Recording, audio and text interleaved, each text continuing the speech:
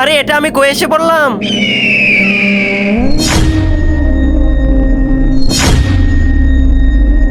আরে এগুলো কি রক্ত? খুন! শেষ পর্যন্ত এই কবর থেকে রক্ত বের হচ্ছে। যাই আমি গিয়ে কাউকে খবর দিয়ে আসি। আরে তুমি এসব কি বলছো? কবর থেকে রক্ত আবার কিভাবে বের হতে পারে? কিন্তু আমি নিজের চোখে দেখেছি, এই যে দেখো আমার হাত। আরে আচ্ছা ঠিক আছে চলো। আরে সত্যিই তো, এই কবর থেকে তো রক্ত বের হচ্ছে। এই গ্রামের সবচেয়ে বড় কোরবানি দিতে কি ইমাম সাহেবের কাছ থেকে এটা জেনে আসতে হবে। ঠিক আছে তুমি এখানে থাকো, তার ব্যাপারে জানার জন্য আমি ইমাম সাহেবকে নিয়ে আসি।